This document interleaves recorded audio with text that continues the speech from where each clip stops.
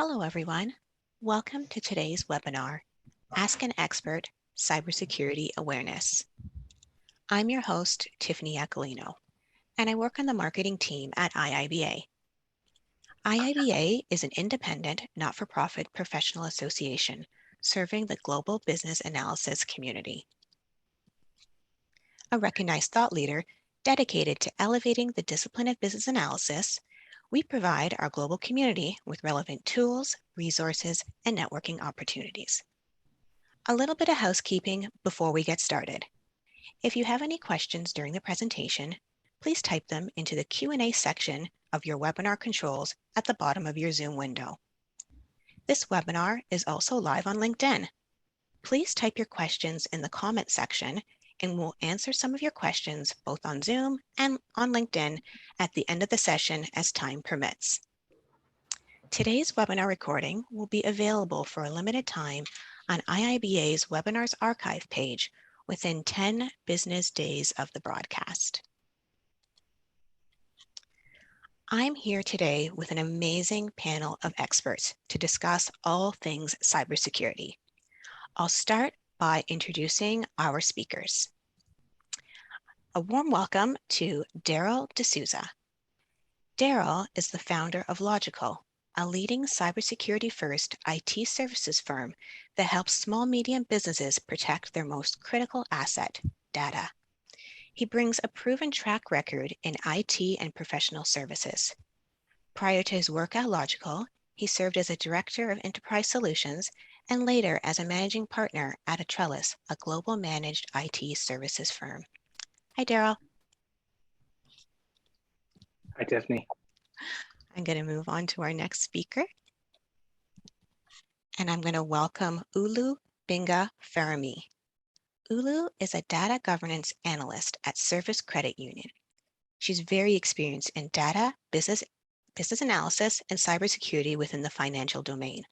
With over 11 years experience internationally and in Canada, she's a sought-after professional in enabling change in processes, people, and technology. She holds her CBAP, Certificate in Cybersecurity Analysis, as well as her NSE1 and NSE certification. Hello. Hi, Tiffany. It's great to be here. Thank you so much. Moving on to our next speaker, and I'm going to welcome Chi Lam. Chi is founder of Deskflix and has a 25 plus year career in IT, where he's worked for both the corporate end user and as an IT consultant. He modernizes businesses by implementing cutting-edge technology strategies that streamline and improve security and productivity for the entire business IT operation. Hi, Chi. Hi, Tiffany. Glad to be here. Glad to have you. And last but definitely not least, I'm happy to welcome Marlena Levies. Marlena is an experienced and expert security business analyst behind the successful deployment of Lynx, Canada's new high-value payment system at Payments Canada. In addition, she's supporting the security team with the rollout of a real-time payment solution currently being developed in partnership with Interact and MasterCard's VocaLink. Hello and welcome. Thank you for being here today. Hi, everyone. Glad to be here. Looking forward to the session. Fantastic. So are we. So I'm going to actually open today's webinar just to get an idea of where our attendees' experiences. For those on Zoom, you can participate by putting your responses in the voting tool in your control panel. I'm just going to launch the poll now, and it's just a quick question to see if you currently work in cybersecurity. So I'm launching the poll now, and hopefully everybody can see that. And I'll keep the poll open for about a minute. And as soon as we've gathered enough responses, I will share those responses, see where we're at. So I think most of our audience has put their answers in. So I'm just going to close up the poll. and share the results. And I hope you can all see that. If not, I'll take you through those results. So it's we've got the majority, that 83% are not working in cybersecurity, and 17% that do. So that should give us an idea of our kind of the interest of what these questions might be later. So I'm going to just jump into the questions without further ado. My first question is actually, I'm going to start with you, Chi. And the first question I have is, how much of a threat is cybersecurity to organizations? Well, thank you, everyone, and thanks, Tiffany.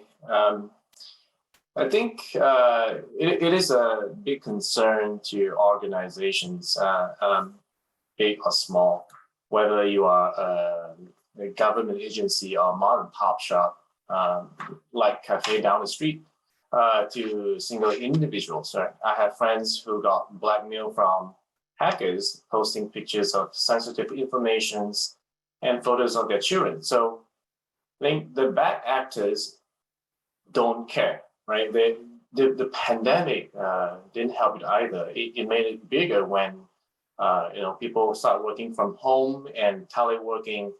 They actually make it easier for hackers to move in while IT struggle playing catch up. To give you a perspective, the FBI Internet Crime Complaint Center, or called as the IC3, received 3,000 to 4,000 complaints every single day. So some businesses may not fortunate and forced to shut down due to that breach, right?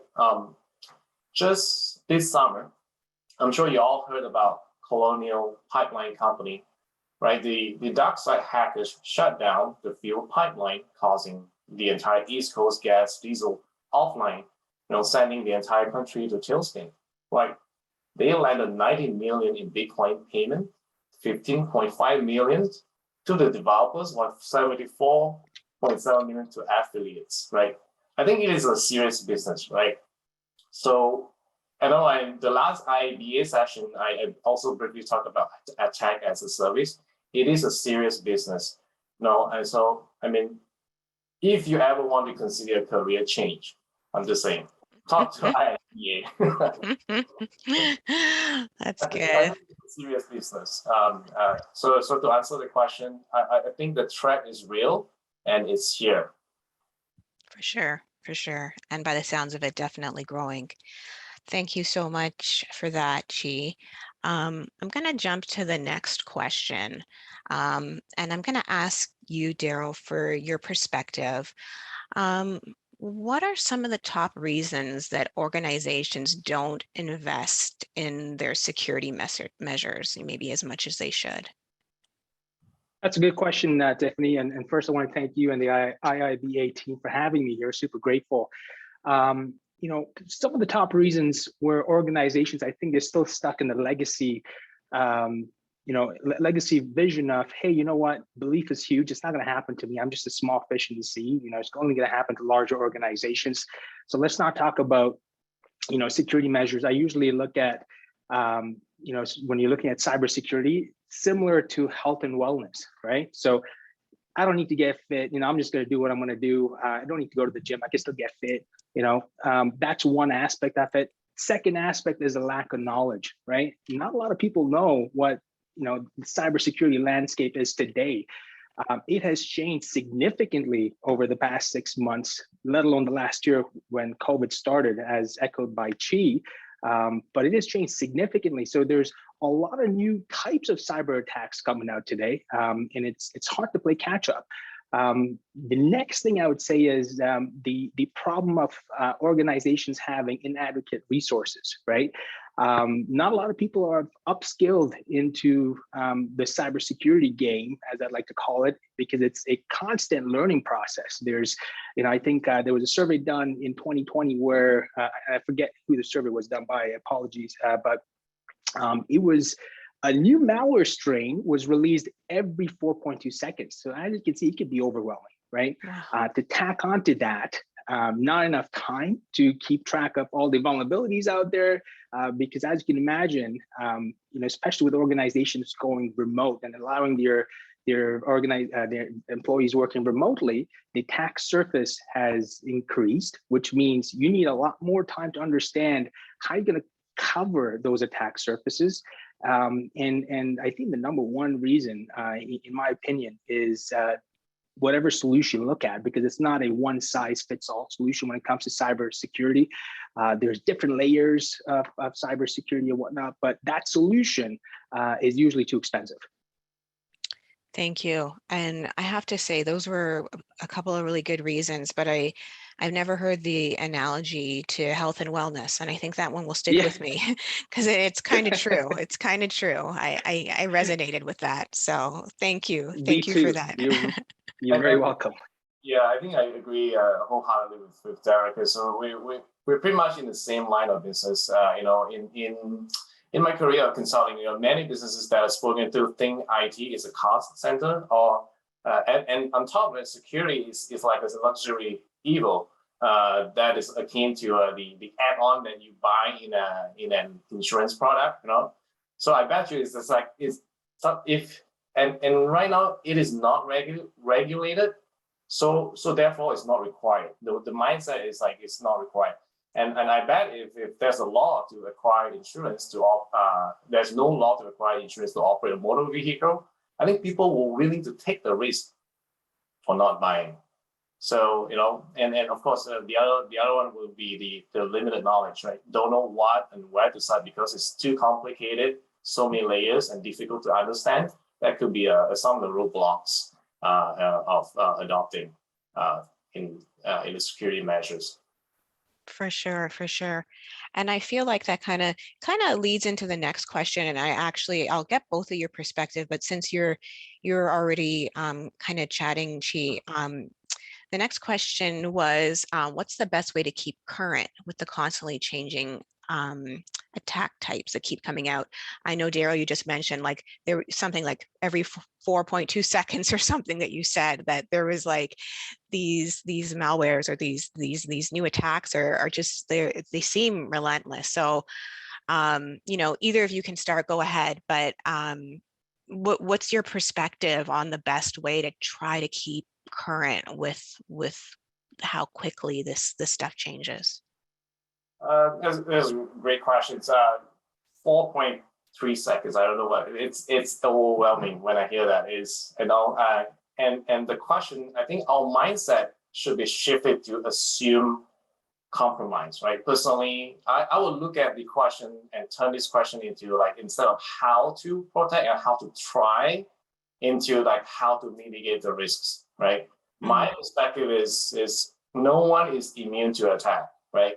And the only way to think of ways mitigating those risks is to change our mindset. And in business, so long there's a function, there is a security risk. So some of the ways that I personal experience with businesses is we should start with very well written business security policies.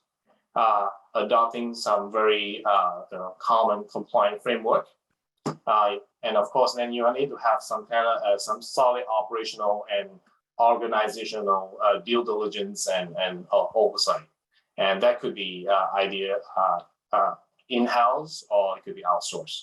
So that's how my take on that, and I don't know what you think, Daryl.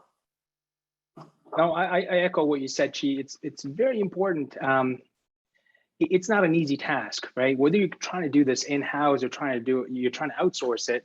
I know our security operations team ourselves, we're connected to over like 16 different intel feeds. And even then it seems like, wow, it's just ongoing. So as Chi mentioned, it's very important to realize, it's not the question of if, but when you're going to be attacked, right?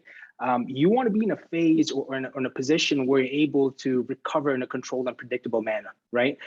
So there's only so many things you can do when it comes to reading up on blogs or security announcements from vendors, tier one vendors or security researchers. The best way to keep intact is assume that it's going to happen.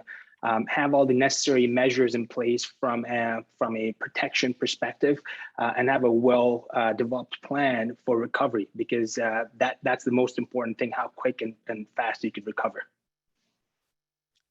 That's great. Thank you both. That was very informative. The next question that we have here is, they kind of all interconnect in a way, but what's the best way or the best approach to provide cybersecurity awareness in the organization? So Chi or Daryl, if you have any feedback, or any of the panelists, if you have any feedback on that question. Sure. Again, that's another good question here. I think it all starts with, you could have all the technologies out there protecting you and your organization, but the number one thing that's very crucial is what I call the human link, right? So you got to make sure that you have your security awareness training, or you train your employees, not just the employees that are sitting in front of a computer or using a computer on a regular basis, but everyone in the organization should go through a regular security awareness training to understand what these different kind of attacks are, right? I'll give you a quick example. We were talking to an organization about 2-3 weeks ago, where one of the employees basically, they don't use the computer, but they found a couple of USB sticks while they were cleaning up the office, and they decided to plug it in to see what happened, what's on them, right? You get curiosity, right? Right. And that was a big no-no, right? And in today's digital age, that's definitely a big no-no. So not only security awareness, but ensuring that you have a regular training schedule, right? Face-to-face interaction, as well as measuring training effectiveness, right? Who really understood what this training was about? It's not all about lectures and stuff like that, but it's all about educating users about, everyone's aware of phishing, but let's talk about smishing and phishing. Yeah, those are real terms today, right? SMS messages, voicemails. When I usually tell these people, they start laughing, but those are real terms today. Right. Secondly, I'd say leveraging a vulnerability scanner and continuous monitoring is definitely the next thing I'd recommend, along with implementing, as Chi mentioned earlier, security policies for accountability, incident response plan, as well as a remediation plan. No, that's great. That's a major takeaway. And that example with the USB, something you wouldn't necessarily factor in, but, lo and behold, that's, that happened. So very, very interesting, for sure. So regular training is really crucial in raising that awareness. My next question I will move to is for you, Chi, and I'm just wondering, and I do know that that overall, I think you kind of touched on this a little bit, but the number of attacks, are we seeing them rising? We know they're rising, but are they rising because of the virtual and cloud systems? Like, is that playing a role in it? What are your thoughts on that?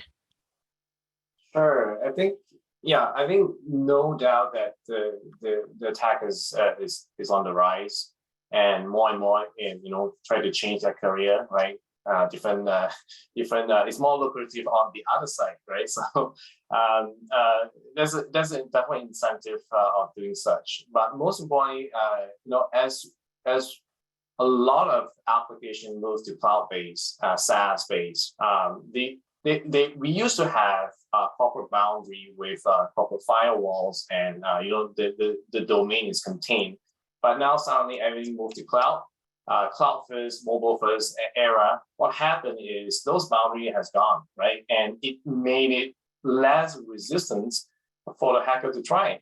And every day in our intels, we see attempts from Eastern Europe, South America, Central Asia. They are trying to constantly trying to get hold of unauthorized access. So yes, it is on the rise, and it's definitely a concern. But and then of course, then we all have different kinds of risk mitigation strategies, whether you're utilizing the machine learning or artificial intelligence and policy-based control. But at the end of the day, the gist is cloud in the cloud first, mobile first era, and everything transforming to the cloud, it actually makes it less resistance for hacker to try. That's for sure. Thank you. I'm going to move on to the next question here. And this one is for Ulu. And I'm just wondering what your perspective is in terms of the role of the business analyst in cybersecurity. Thank you, Tiffany. So if we go by the IIBA definition of who a business analyst is, a business analyst is a professional who enables change. Now, to enable that change, you have to understand both the language of the business or the domain you're in, as well as the language of the technology teams that support the business. Now, the role of the business analyst in cybersecurity is quite important because the business analyst has to be knowledgeable on cybersecurity threats that plague the domain in which they play. And they also have to be able to identify the threats that come to fore with the novel initiatives or the novel requirements that these businesses may come up with. So say, for instance, just like she had mentioned, cybersecurity threats affect both blue chip companies and mom and pop shops. Say a mom and pop shop comes to a business analyst and says, I want you to set up a POS machine for me. I just want to collect my payments. It doesn't end at that. The business analyst should be knowledgeable enough to know that there are risks involved and attached to deploying a POS to a mom and pop shop. The risks may seem minute, but they're significant enough to command the attention of a business analyst. So basically, the role of the analyst is to understand how cybersecurity risks can impact whatever change he or she is implementing in the domain. That's excellent. Thank you so much. I like that example with the mom and pop shop. And obviously from your financial background, the POS machine makes perfect sense. So I like that. Thank you so much. Okay, so I'll move on to the next question here. And this one is for Marlena. And the question is, do business analysts need to be IT experts in order to support cybersecurity practices? Like, what does their level there need to be in your from your perspective? Yeah, great question. So I'm going to start with no, they don't have to be IT experts. However, it depends on what domain that you are working in as a business analyst. So if I'm a business analyst, for example, who's working in HR, and I'm working on processes and technology related to that domain, I think what I need to understand are security standards that apply to that domain, and they aren't going to be overly technical. So I don't need to be an IT expert. Now, on a different perspective, I work as a BA on an actual security team. So for me, yes, I do feel that I need to be a little more technical because of the team that I'm working on and the business domain I'm working in. So I don't need to be an expert, but I think it would be very important for me as part of a security team and trying to support them to have a pretty general knowledge of IT infrastructure and cybersecurity as well. So. Thank you for that. That makes sense from both working on the team and then supporting the team, two different levels there, or two different experiences, I should say. So thank you for that. My next question is for Ulu, and the question is, should business analysts take a more active role or responsibility in cybersecurity? So should they be stepping up more somehow? You know, what are your thoughts on that? So I believe they should, and they must step up if they want to remain relevant. So if you have been listening very carefully to Daryl and Chi, They're giving us some spine-chilling facts and figures about how cybersecurity crime is growing, how the threat is real, and how it's no longer a matter of if the organization will be attacked. It's now a matter of when this attack is going to come. Everyone has to be on the cutting edge of, understanding what the risk and the threat is for their peculiar domain. So should the business analyst take an active role? Absolutely. If you want to remain relevant, if you want to be able to, if you want to enable change that will last and that will serve its purpose, yes, you should take an active role and you should be more responsible. You should care enough to understand how cybersecurity impacts what you do on a day-to-day. Perfect. Thank you so much for that. I'm just going to jump to the next question that we have here. And this one is for you, Marlena. And just from your experience, how does someone become a business analyst in cybersecurity? Yeah, sure. I'm excited to talk about this. As you know, I'm currently a business analyst on a security team, and it's been a fantastic experience, which I really love. Great team.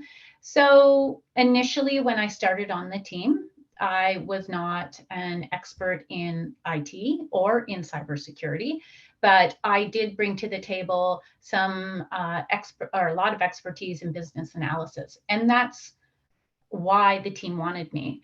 There's so many roles within security where a BA can contribute. So security teams are no different than any other team. Security teams have processes and technology that they want to improve, and that's where the BA comes in. So I think that focus on being a great BA, bringing those skills that the team needs that the security analysts don't want to do or don't have the skills for, such as process and documenting requirements, functional requirements, that sort of stuff. And then once I was on the team, what I endeavored to do was to increase my understanding of that domain, just like I would on any other team, and started to learn more about cybersecurity. There's lots of resources that you can leverage that are often free or low cost. So IIBA has a cybersecurity analysis certificate. Great place to start doing that. The other things that you might want to leverage, things that I've used, are LinkedIn Learning. LinkedIn Learning has a plethora of topics on cybersecurity, IT infrastructure. There's a lot of really good courses there that I took when I was first starting out, even just to get to know terminology in cyber.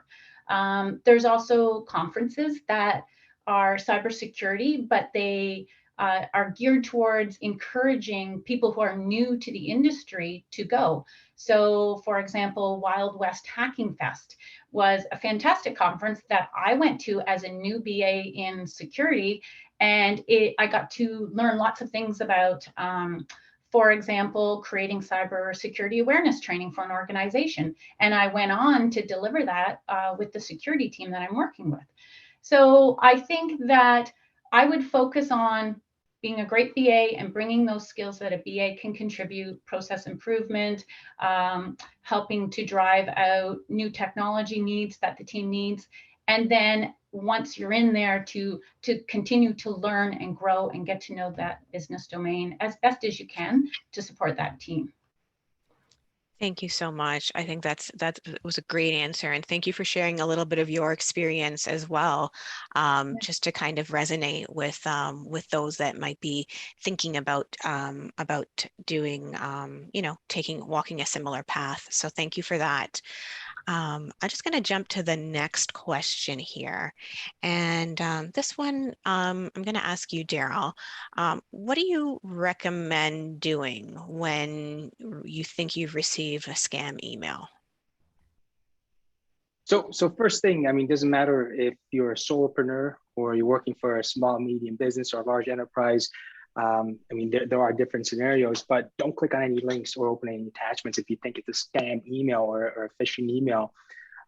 Depending on what kind of organization you're working for, they will usually have some sort of email security implemented where it will probably detect and quarantine those emails automatically. You may also have an option to flag that email, which will then be sent to the IT team or the cybersecurity team to analyze and then quarantine. But in short, don't click any links or open any attachments. That's the number one rule, I'd say.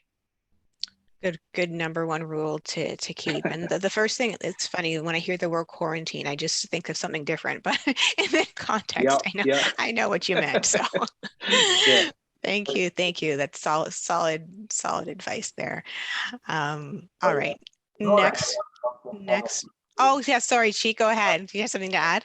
Yeah, I think one of the other thing is be the whistleblower, because not all system is 100% and silver bullet to catch all. So if one of you guys are one of the tech savvy person that identify this is one of the scam email that comes into your company, then be the whistleblower. Just tell what you see to your IT security team, and also send all.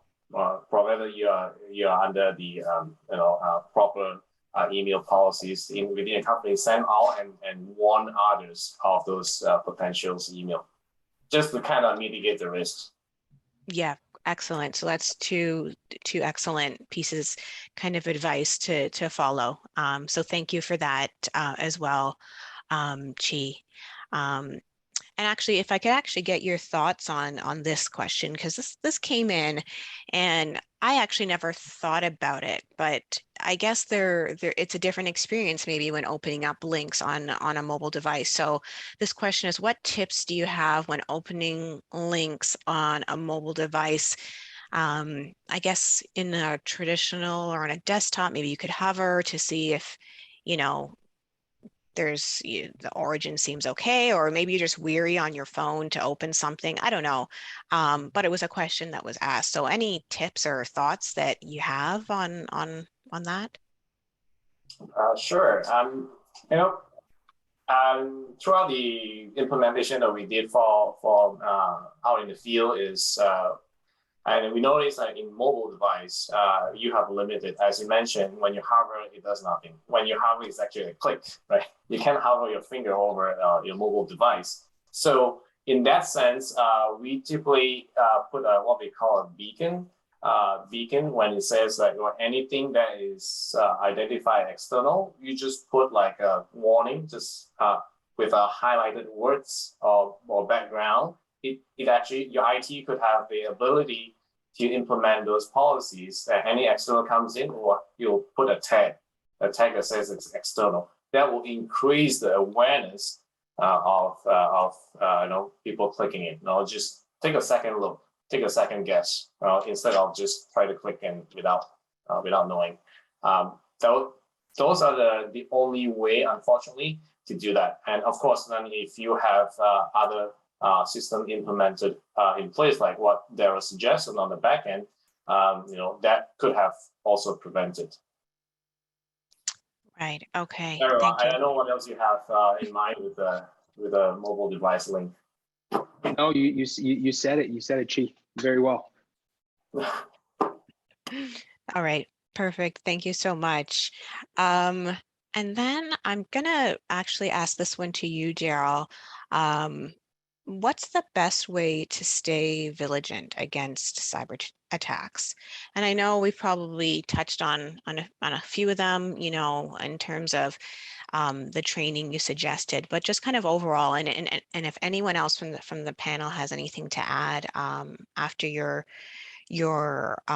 perspective, Daryl, if you wanted to share any thoughts you might have, if there's anything else.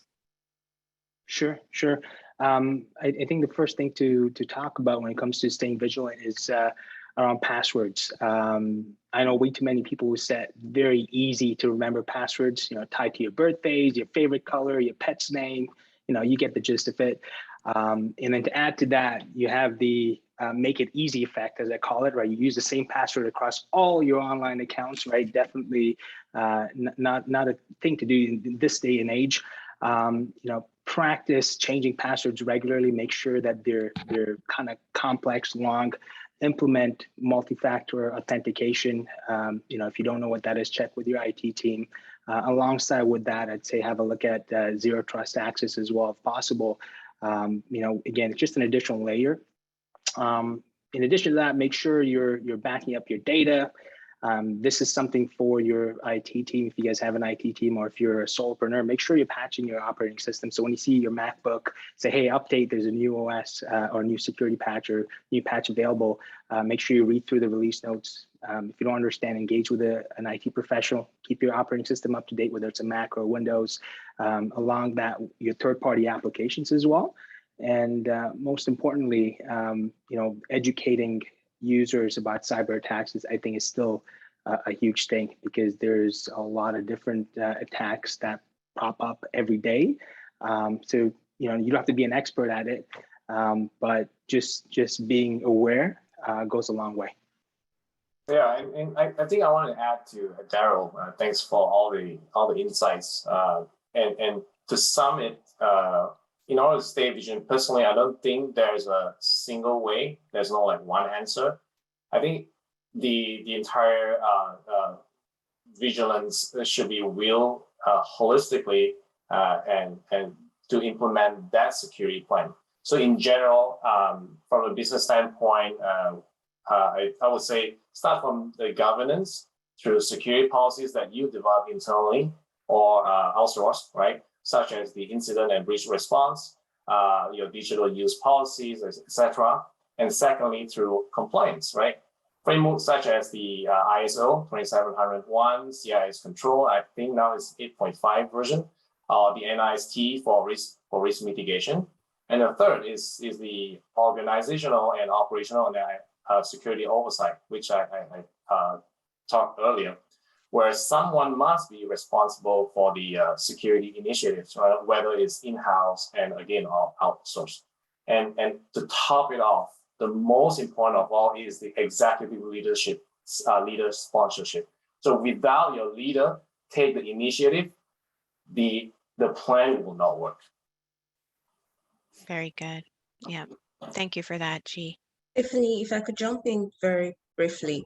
Yes, so for please. the business analysts, when you look at all that Chi and Daryl have mentioned, you'd see that the bulk of where you would function would be in documenting processes, helping the organization shape organizational behavior in terms of cybersecurity awareness. Now, it might be a daunting task for anyone who has zero knowledge of cybersecurity.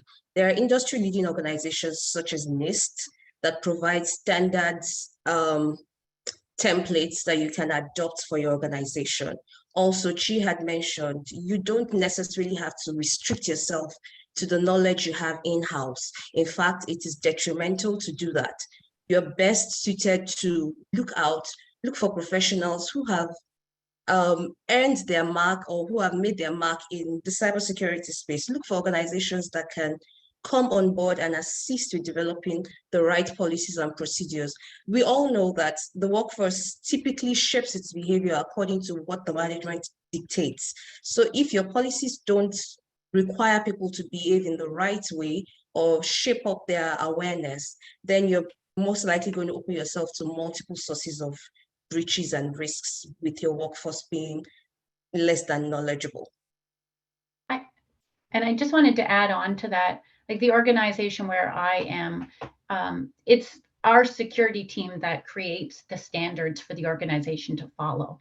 And so our security team will create specific standards for different areas such as asset classification, personnel, physical security.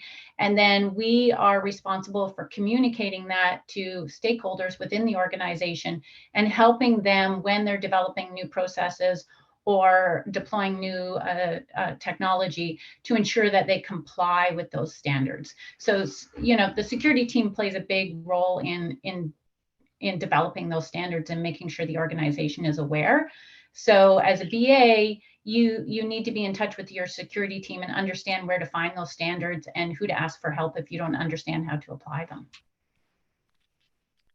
Thank you. That was a really great answer. and information from all of you, and it's interesting how it was almost like a building block approach. You all brought a really important element of information, and then that actually had this marriage between the business and obviously the cybersecurity expertise and kind of policies and how to kind of roll that out. And the comment that she made about having the business leadership from the top, having that and having it cascade through was really interesting point. So thank you very much, all of you, for your feedback on that question. So that actually brings us to our kind of live Q&A portion of the session. So we're now opening up the floor to Q&A from the audience, and I welcome our attendees to send your questions through the Q&A section of Zoom or in the comments section in LinkedIn. Many questions and comments have been already coming in already throughout the session. So I'm just going to kind of jump in and start off with some of these questions. So the first question that I have came over from LinkedIn, and the question is, as a BA, what should you be specifically aware of with regards to cybersecurity? So it's a little bit, there might be not a broad answer, but if Marlena or Ulu, if you have something that you might want to respond with. Yeah, I think just to repeat kind of what I just alluded to was, if you're working in an enterprise that has a security team, they will have cybersecurity standards that apply to the organization in different domains. And so I think as a BA, that is a good starting point, is to always be aware that there are standards that maybe the domain you're working in or the project you're supporting needs to comply with, and knowing where to find those. Okay. And then there was a follow-up to this question that said, are there any generic security questions in the elicitation a BA should always ask?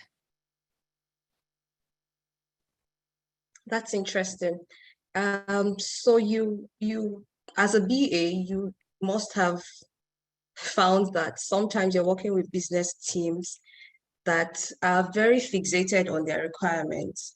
The business team might not be able to help you identify what the cybersecurity risk is. The average business person just wants to get their job done. Now they expect that the security and the safety of the process or the system they function in is the security team's responsibility. So as a BA, you might not get much value. Now I say that very lightly. You might not get much value directing your cybersecurity questions to the business.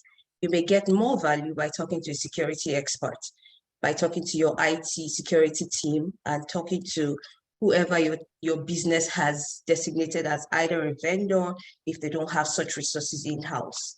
Now, again, I must say, I say that very lightly. Some business users are savvy and do know the risks. So understand the terrain in which you're operating and, know if your question should go to the business user or to a security expert. Okay. And just to add on to that, I don't think you would be asking them like specific security questions in terms of, how to mitigate risks and things like that. But it's kind of indirect, where understanding the use cases, how people will access the system, who should have access to what types of data. Indirectly, when you're eliciting those types of requirements, you are helping to feed that information then to your security team, who will assess risk, because those are all the things they need to know to assess risk. And you need to be able to configure an application to ensure that you have access management in place. So they are indirectly giving you security information by describing their use cases and access to the system and sensitive data requirements and things like that. So that would kind of be my take on it. Okay, thank you both for that. I'm going to jump to another question. This one is over from Zoom, from Martin, and he said, are phishing attacks becoming more sophisticated? I have used the CUTE acronym to view emails: curious, unexpected, time-sensitive, emotional, to evaluate emails. Is there a better method? So I'll take that, Martin. Great question here. And as Chi mentioned earlier, there's no one set of rules or there are frameworks out there, but there's nothing that's perfect today, unfortunately, because the space that we're in is constantly evolving, right?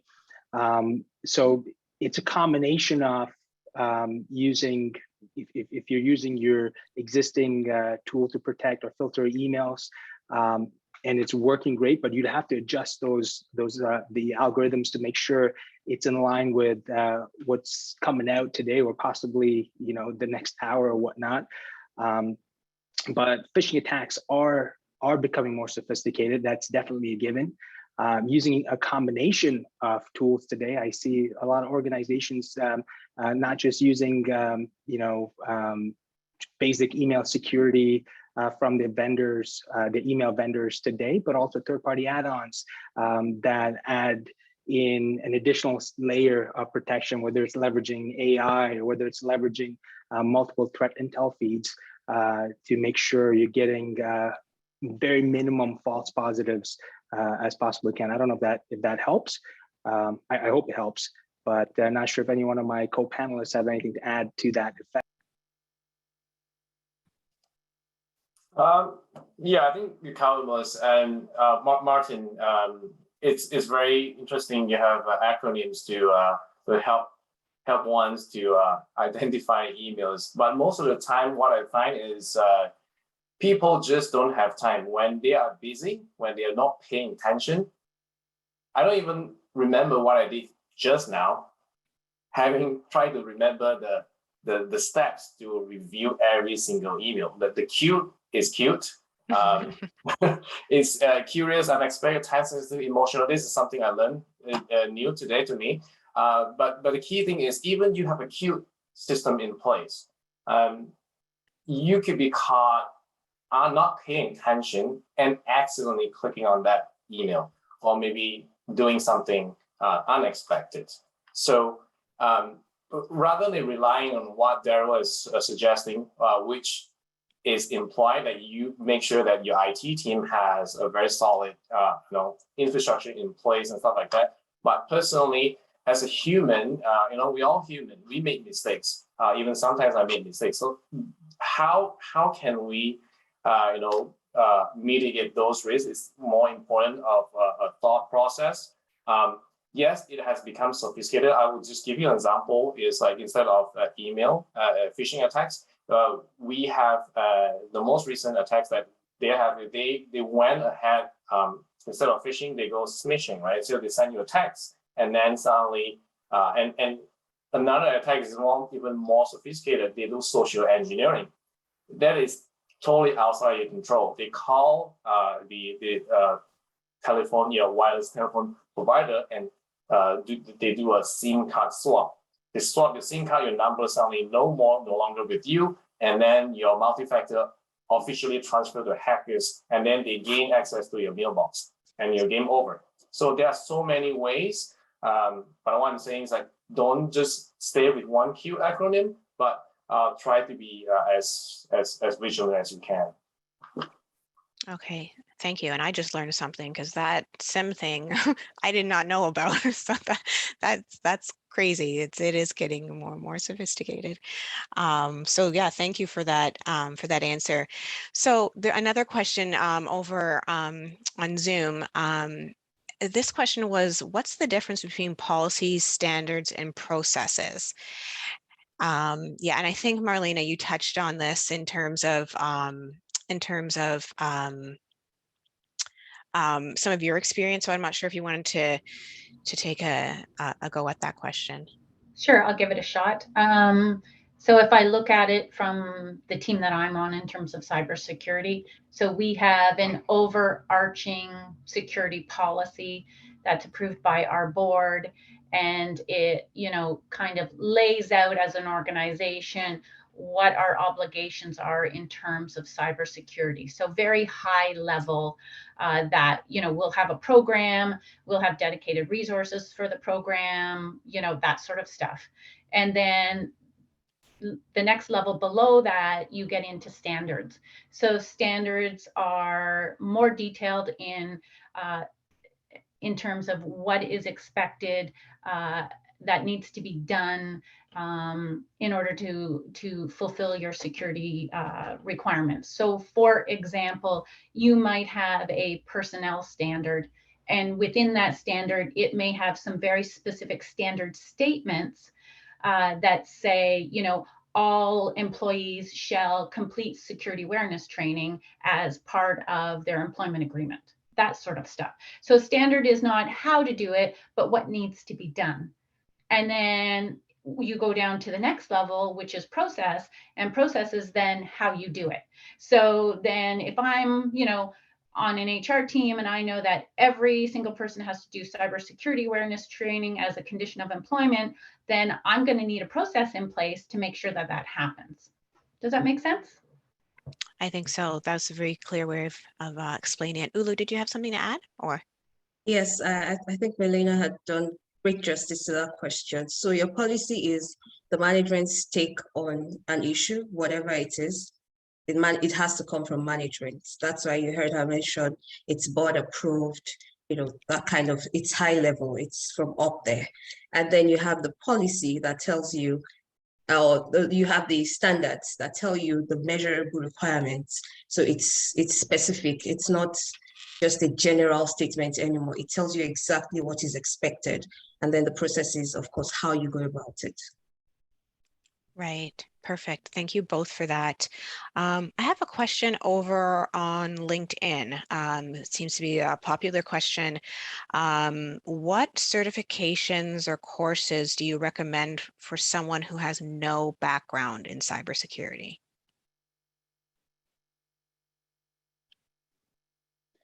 That's a good question. No background in cybersecurity, but is there any background in IT or is it?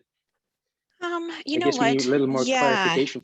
Right. I'll see if I can get a little more clarification, but I mean, there was there are questions. There was a question actually along that line. So maybe if you want to answer that from that perspective, Daryl, from someone, because there was one question with a person who had some experience like on a help desk. So there is some IT type of experience, but not specific to cybersecurity. You know, maybe what's your suggestion for something like that? So I just saw it in the chat here from Brent and John. You know, a good starting point is the CompTIA certifications, right? You know, if you're just a beginner to the field and no IT experience, the CompTIA A+ is great. Then try and, you know, go up the ladder to the CompTIA Security Plus. There are a whole lot of vendor-sponsored trainings available today from Microsoft, from Google, from AWS. You know, Cybery is a very cool cybersecurity education platform. But you know, again, if it's just new to the field, no IT experience, I would start with the CompTIA platform and build up from there. Okay, and I just got some additional insight just over from the LinkedIn side. So it looks like it was also being asked from the business analyst perspective. So I know that we've touched on the certification from IIBA. The cybersecurity analysis program is an excellent place to start in terms of having the kind of the learning and the certification coupled into one program. So there is some information on a further slide about the certification in cybersecurity analysis. So I can share that a little bit later. And then I think I have time just to grab another one one more question or one or two more questions from the question box. So this is another one from LinkedIn, and it said, are there any models for threat assessment in cybersecurity?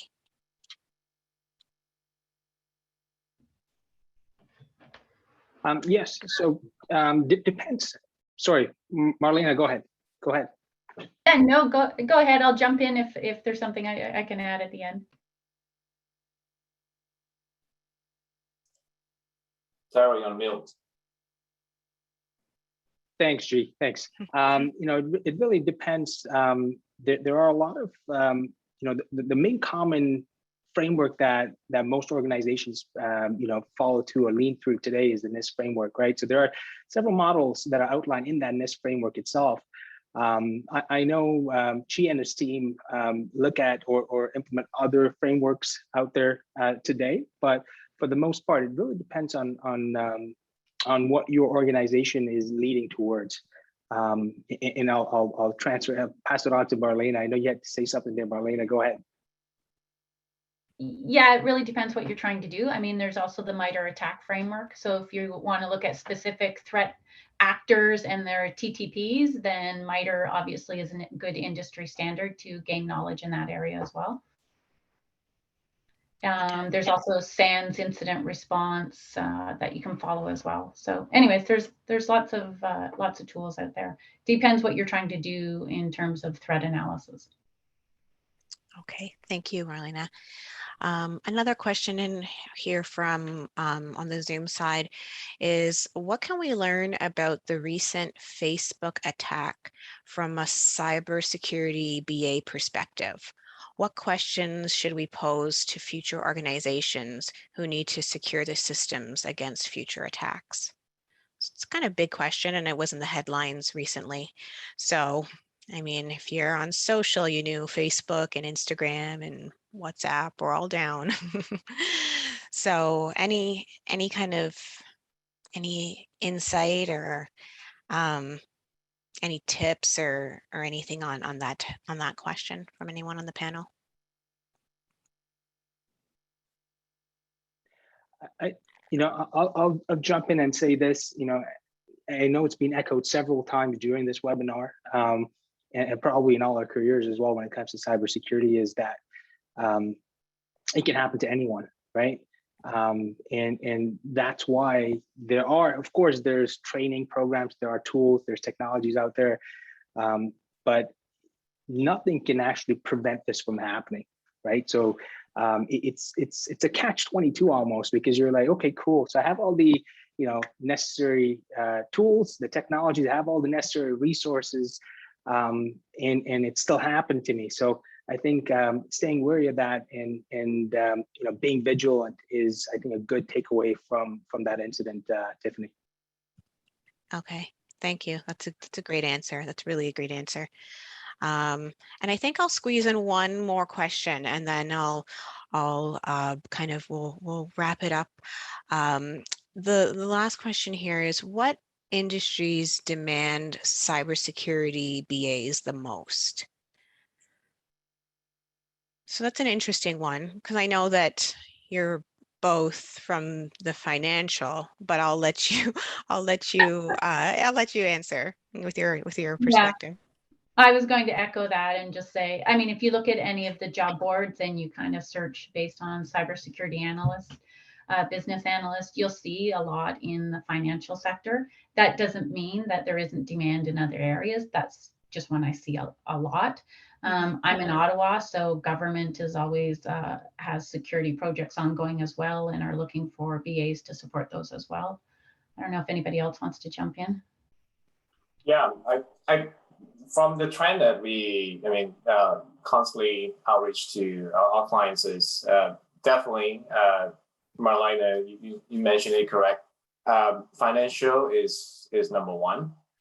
Any regulated industry will definitely have those requirements because they are regulated. They need to follow certain framework.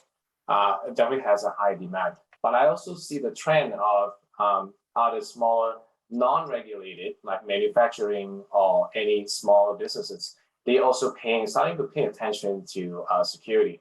not because of they themselves, but because of the effect of push down from the insurance industry, where they require their third-party vendor who dealing business with them to also be vigilant around security. So they kind of vet through some other vendors that they're dealing with. Like I give you an example. For example, Bank of Nova Scotia, for example, they deal with a lot of vendors, and one of the requirements is they require small businesses that provide services to them will have certain standards, the standards which outlines certain security standards, and that's where I think the demand is there, slowly getting more and more ubiquitous, more common. So I think the future is bright, not only on regulated industry and also in other areas that is serving those regulated industry. Thank you. Any other final comments on that? I was just going to add that sometimes it's also very profitable to look at trends in the cybersecurity world. For instance, there's a lot of attention currently being paid to personally identifiable information, PII and PCI. So you see that organizations that deal with any sort of PII or PCI data would require a security expert or a security BA on their team. Excellent. Thank you for that. Thank you for that extra information. I'd like to, again, just say thank you to our expert panel for participating in such an informative session, answering the top questions that we've received on cybersecurity, everything from tips and your personal experiences and trends and just best practices. So thank you so much for that.